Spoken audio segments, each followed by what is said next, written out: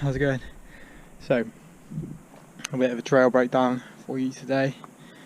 This has been my lockdown project. While I've been furloughed from work, had a bit of free time, so decided to put a spade in the dirt at Wharncliffe finally. I'll walk you down the trail, show you the features. Trail's called Release the Kraken, because from the air it's pretty gnarly, and from the air it'll look a little bit like a squid. A giant squid in this case, because it's about 100 metres long.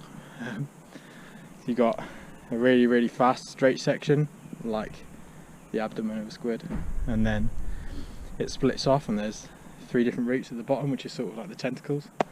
I came up with that name whilst pushing up just now, but it's going to stay. Right, let's go. So starts top of 40 corners, well, bottom of 40 corners, top of the road, into Fergal's track. We then drop in, you got this like steep, loamy chute. I mean, you'll know as well as anyone that at the minute we've just had no rain, so it's like, look at this dust.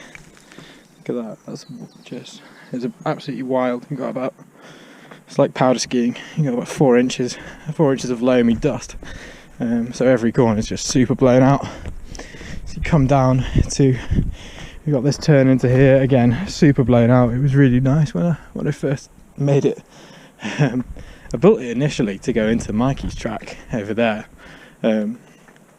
But anyway, round that corner, Mach 10, over this setup jump, which is almost a whale tail. You land straight in to a second, long and low. Decorated the backs of the lips with rocks, so try and make it a bit more aesthetic, but people seem to love skidding over them and ripping them down. Into this sort of 20 metres of motorway and off the big lip. So this is about, it was 30 or 32 feet when I measured it the other day. So it's a good size, not as big as the 40 that we used to have in Wharncliffe, but I think I wanted some big jumps again and decided to make it myself. The landing is absolute powder at the moment. It still works. It's almost nice, you've essentially got another 2 inches of suspension, but again, just dust. If you're trying to get across into the other side, you're landing on this bit, which I didn't actually intend to be a landing until we tried to make it into the other trails from here. Initially it was a lot smaller, so it was easier to get from here into the trails on this side. So these are the tentacles, this is where it splits off. So you've got this line here, which is 30 lander. You pre-hop this little knuckle straight into the backside of this landing, and then down there you've got a big Scandi into a loose corner, and it links up with all these corners down here. If you land super hard on the brakes down here, huck this rock, we've then got the other 2 ways you can go. So you've got this one to the left, goes around this berm, and then straight into another 2 there. As you can see, this berm's giving me problems just trying to get it dry. It's just been horrendous. It's like because it never hardened up initially. We just didn't get any rain and I couldn't soak it enough. It's just stayed complete powder. So that one's quite a surfy sort of feel to it. Again, this one pretty surfy. I mean, look at the size of the rut that's developed over the course of riding it for a few weeks. Around this berm, and then this was the final feature. So there was actually a sand here, so you could jump from this over onto the rock and give it a bit of a nose bonk, or stump rather.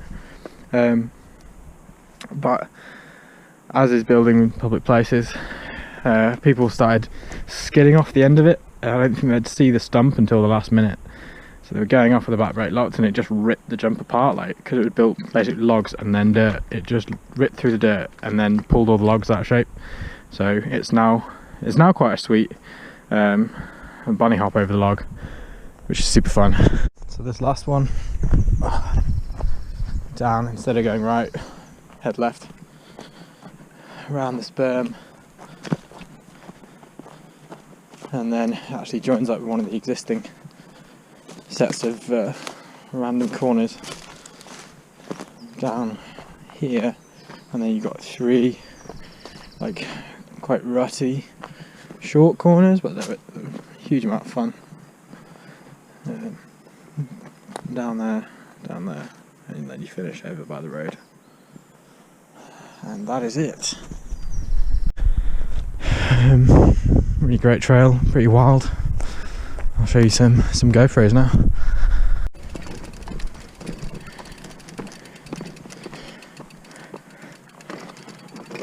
Right, course preview 1. Actually, they're not. Thanks, mate. Okay. Dropping in, super loose, down through the first corner, huck, big jump, table, straight into the pre-hop, Scandi, round that turn, oh god, straight in round this corner, it's just pure dust, pre-hop the stump, out onto the road, and we're here. Sorry bud. Yeah, that was close.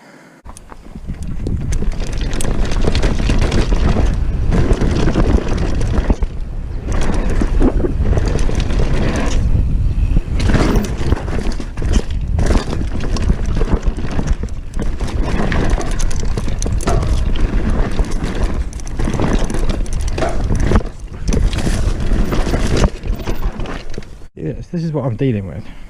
Trying to corner in this. It's just crazy.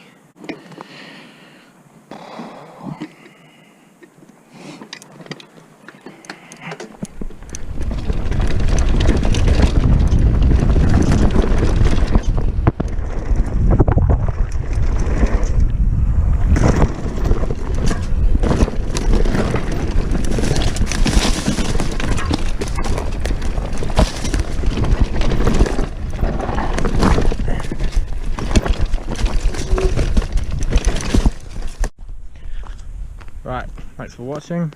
If anyone wants to train into the big one, drop me a message on Instagram.